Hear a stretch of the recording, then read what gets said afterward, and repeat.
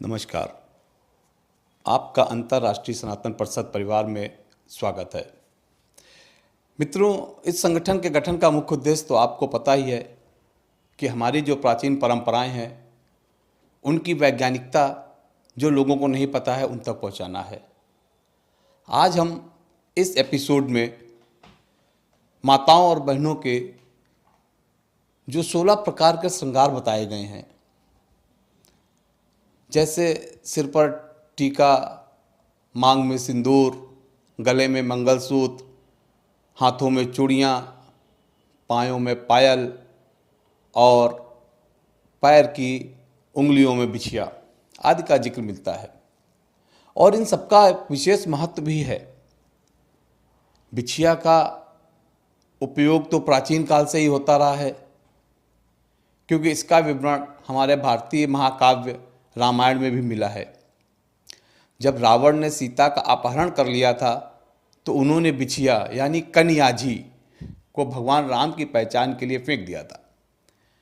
इससे पता चलता है कि बिछिया का उपयोग प्राचीन काल से हो रहा है। ज़्यादातर विवाहित भारतीय महिलाएं बिछिया पहनती हैं।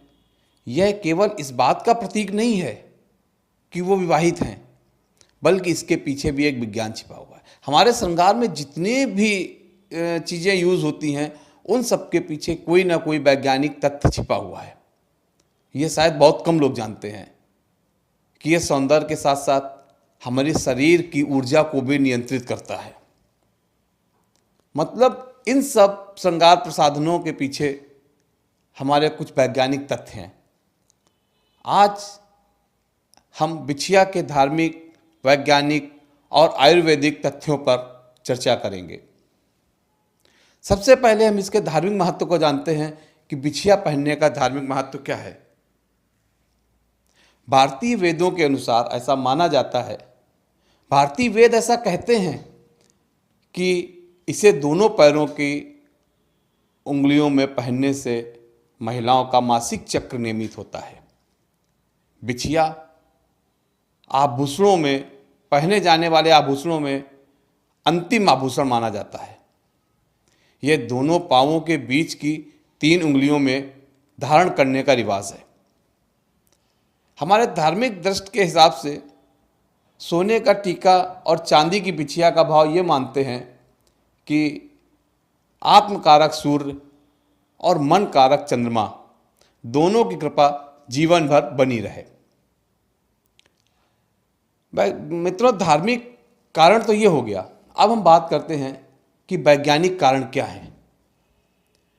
बिछिया पहनने का विशेष महत्व है, क्योंकि विज्ञान के अनुसार महिलाओं के पैरों से अंगूठे से दूसरी उंगली में एक विशेष प्रकार की नस होती है। वो नस जो हृदय से होकर गर्भाशय तक जाती है, मतलब वो नस गर्भाशय तक सीधी जुड़ी हुई है,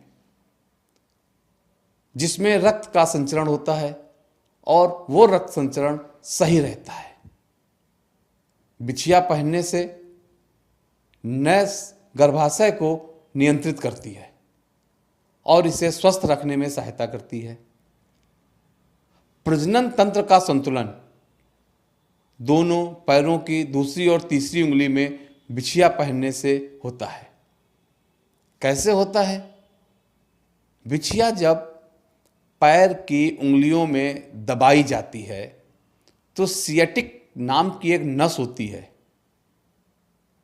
उस पर इसका दबाव पड़ता है, जिसकी वजह से आसपास की नसें जो यूरेटस और प्रजनन तंत्र से जुड़ी हैं उनका रक्त प्रवाह स्वतः ठीक हो जाता है और यूरेटस का संतुलन बना रहता है। यही वजह है कि आयुर्वेद और चीनी एक्यूप्रेशर चिकित्सा में बिछिया को फर्टिलिटी बढ़ाने का महत्वपूर्ण अंग माना गया है।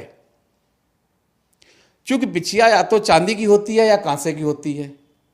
ये दोनों ही धातुएं विद्युत की अच्छी सुचालक हैं, अतः ये पृथ्वी की ध्रुवीय ऊर्जा को ठीक करके शरीर तक पहुंचाती हैं, जिससे पूरा शरीर तरोताजा बना रहता है। बिछिया के दबाव से शरीर का रक्तचाप भी नियमित और नियंत्रित रहता है और शरीर में सही तरीके से रक्त का संचार होने के कारण महिलाओं को मानसिक तनाव से भी मुक्ति मिलती है। बिछिया एक्यूप्रेशर का भी काम करती है, जिससे तलवे से लेकर और नाभि तक सभी नाड़ियां और पेशियां व्यवस्थित रहती हैं। भारत के शहरी क्षेत्रों में इसका चलन धीरे धीरे करके कम हुआ, लेकिन ग्रामीण क्षेत्र में आज भी इसका महत्व बरकरार है। आयुर्वेद में बिछिया को विशेष महत्व दिया गया है। इस बारे में आयुर्वेदिक डॉक्टर बताते हैं कि आयुर्वेद की मर्म चिकित्सा में महिलाओं की फर्टिलिटी बढ़ाने के लिए बिछिया के महत्व को माना गया है। साइटिक नर्व की एक नस को जब बिछिया दबाती है, जिस वजह से आसपास की दूसरों नसों में रक्त का प्रवाह तेज हो जाता है और यूरेटस और ब्लैडर और आंतों तक का रक्त प्रवाह ठीक हो जाता है। आजकल तो फैशन में भी लोग बिछिया पहनने लगे हैं, कुंवारी लड़कियां बिछिया पहनने लगी हैं। इसमें कोई हैरानी की बात नहीं है, क्योंकि हमारी पुरानी पद्धतियां जिनका साइंटिफिक कारण थे, वैज्ञानिक रीज़न थे, वो धीरे धीरे करके पुनः लोगों के बीच में आने लगे। मित्रों, हमारा आपसे अनुरोध है कि इस YouTube चैनल को सब्सक्राइब करें और ज़्यादा से ज़्यादा लोगों तक इसको शेयर करें, जिससे कि हमारी सनातन परंपराओं की वैज्ञानिकता को लोग जाने, माने और पुनः भारत को विश्व गुरु की ओर अग्रसर करें। धन्यवाद।